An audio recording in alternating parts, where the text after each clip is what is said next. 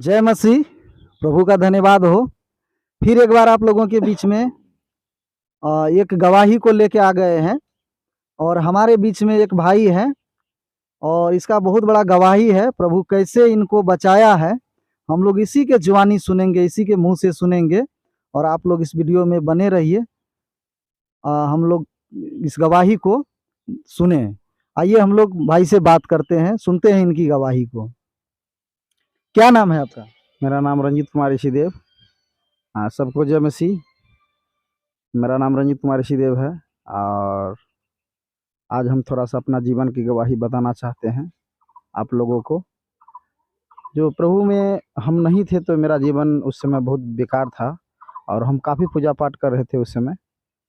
पूजा पाठ तो बेकार क्या था? जब यीशु मसीह में आप नहीं थे तो क्या बेकार था? बेकार ये था कि हम बीच में नशा भी करते थे काफ़ी। पूजा पाठ करते थे जिससे हमको कोई लाभ या फ़ायदा नहीं मिलता था। मेरा हाथ में अभी भी पहचान है, देख सकते हैं। यहाँ जब तक हम पूजा नहीं करते थे तो तब तक हम खाना नहीं खाते थे। ऐसा हम पूजा पाठ करने वाले व्यक्ति थे। तो उसी समय पूजा पाठ करते अच्छा करते थे, मगर उसी समय मेरा हमसे जो बड़ा बड़ा भाई था, 4 भाई, वो अलग अलग प्रकार की बीमारियों में डेट डेट कर गया, जिससे हमारे परिवार में काफ़ी निराशापन की निराशापन आ गया। तो बीमारी था या कोई शैतानिक शक्ति, क्या था?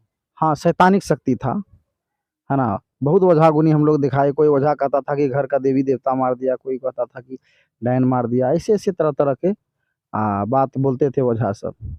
तो उस समय हमको काफ़ी दिल में घबराहट पैदा होने लगा कि हो सकता है ओझा लोग ऐसे ऐसे बात बोलता है, हो सकता है कल होके हमारे ऊपर में कोई तरह का खतरा ना आ जाए, जिससे हम काफ़ी डरते थे और हम काफ़ी परेशान थे अंदर अंदर। तो उसी दौरान, उसी समय में एक भाई से मुलाकात हुआ, उसका नाम साधु ऋषिदेव है। तो कै भाई बहन आप लोग थे, जो कै भाई बहन जो है कि वो मर गया, डेथ किया? 4 भाई बहन, 3 भाई 1 बहन डेट किया मेरा, अच्छा। और 5वां में हम थे। तो हम धन्यवाद देना चाहते हैं। उसी समय एक भाई से मुलाकात हुआ जिसका नाम साधु ऋषिदेव है, हम बोलना चाहते हैं। उसको जब हम अपने दिल की कहानी जब सुनाए, तो उसने हमको यीशु मसीह के बारे में सुनाया। तो हम उतना विश्वास नहीं करते थे कि ओ ऐसा ठीक है, जानने का कोशिश करते हैं क्या है सही। तो हम उनके साथ में 1-2 बार प्रार्थना करने के लिए सत्संग भवन गए। प्रार्थना निवेदन जैसे दिए उन लोगों को, तो उस समय काफ़ी हमारे लिए प्रार्थना किया, तो हमारे अंदर की घबराहट हौले-हौले दूर होने लगा। तो आपको घबराहट क्या था कि मतलब हम भी मर जाएंगे हाँ, जैसे मेरा और भाई बहन मरा है? यही डर था कि जैसे मेरा भाई-बहन का मौत हुआ, हो सकता है कहीं मेरा भी वैसी मौत ना हो जाए। इससे काफ़ी हम डरते थे, परेशान थे। घर का लोग तो चिंता में था ही, हम भी अंदर-अंदर डरते थे कि हो सकता है ये शैतान का शक्ति है, पता नहीं क्या होगा, नहीं होगा। तो इससे काफ़ी डरते थे। जब हम प्रार्थना भवन गए, जब प्रार्थना करने लगे, तो मेरा अंदर का डर भागने लगा ऑटोमेटिक, और हमने प्रभु पर विश्वास किया। और जैसे पास्टर जी ने बोला कि आप उपवास फास्टिंग रह के प्रार्थना कीजिए और सारे बीमारी हो या शैतानिक शक्ति हो, ख़त्म हो जाएगा। तो हमने उपवास रहे, है ना। उपवास रह कर के हमने प्रार्थना किया अपने परिवार के लिए, अपना घर के लिए और अपने लिए। मेरे अंदर से डर ख़त्म हो गया, घबराहट की शक्ति ख़त्म हो गई।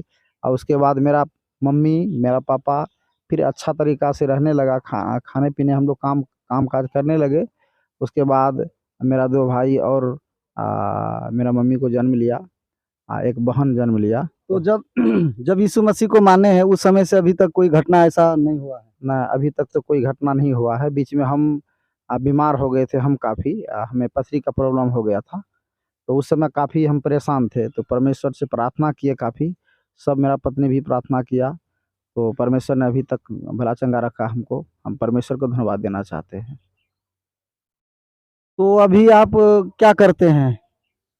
अभी हम अ, सेलिंग का काम करते हैं भट्ठा में, और उसके साथ-साथ हम एक तरह की सेवा का काम करते हैं, सेवा भी करते हैं। परमेश्वर का सुसमाचार लोगों को बताते हैं, है ना। जो दबे-कुचले लोग हैं, जो परेशान हैं बीमारी, दुःख, परेशानी से, उसको हम बताते हैं प्रभु के बारे में। अगर वो विश्वास करता है, उनका भी जीवन में शांति मिलता है।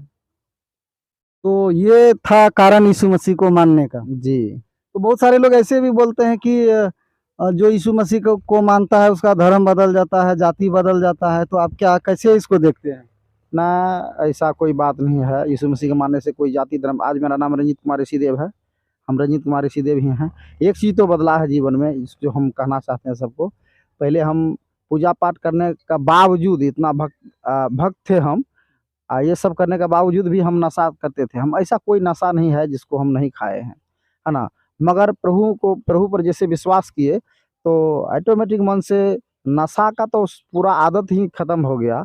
जिससे नशा का आदत खत्म होने के बाद मेरा पैसा रुपया जो कमाते हैं वो बचने लगा, और इससे हम अच्छा कपड़ा पहनने लगे। और एक तरह से जो हम पहले जीते थे ना, बाल मेरा बड़ा बड़ा रहता था, दाढ़ी नहीं था मगर बाल बड़ा बड़ा रहता था उस समय, तो लोगों को सामने में जाने में भी हमें काफ़ी शर्म होता था। मगर अभी अपने शरीर को भी मेंटेन में रखना पड़ रहा है, रख रहे हैं। और घर का साफ सफाना के साथ साथ अपना पत्नी बाल बच्चा सबका एक तरह से साफ सफाना, ये समझ में अब आया। पहले तो ऐसे हम लोग जीते थे, कोई दिक्कत नहीं, खा पी के रात में सोना है, सवेरे उठ के फिर काम पे जाना है, ऐसे सोच रखते थे। मगर प्रभु में आने के बाद ये सारे कुछ बदला है। मेरा जीवन बदलने के बाद बहुत सारे परिवर्तन मेरे जीवन में आया है। जैसे कि हम रहने का तरीका बदल। तो आप ये कहना चाहते हैं कि अगर यीशु मसीह को लोग मानते हैं, विश्वास करते हैं, तो उनका रहन-सहन, पहनावा, ओढ़ावा और उनका चलना, बैठना, बोलना, मतलब जीवन उनका बदल जाता है, आप ये कहना चाह रहे हैं? जी, जी, जी। हम यही कहना चाहते हैं कि प्रभु पर सत्य को जानने वाला व्यक्ति का अंदर में सच्चाई दिखने लगता है। हम यही कहना चाहते हैं, जब आप सत्य को जानिएगा तो आपके अंदर में वो सच्चाई दिखने लगेगा। वो सच्चाई क्या है?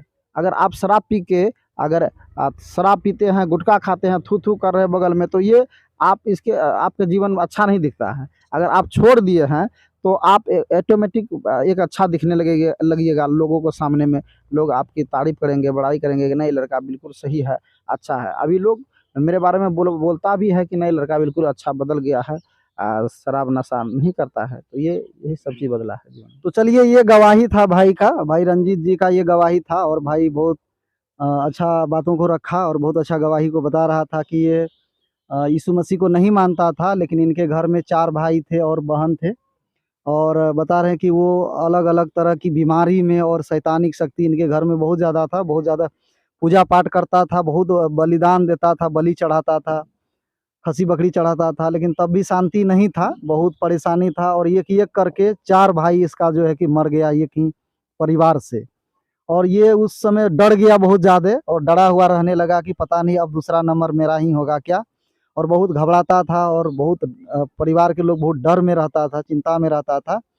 और एक भाई इनको यीशु मसीह के बारे में बताया कि अगर आप यीशु मसीह पे विश्वास करते हैं, तो आपका घर का जो हालात है, आपके घर में जो शैतानिक शक्ति है, आपके घर में जो बीमारी है, वो दूर हो सकता है, और वो शैतानिक शक्ति जो आपका घर में है, वो भी दूर हो सकता है अगर आप यीशु मसीह पे विश्वास करते हैं, उनको मानते हैं।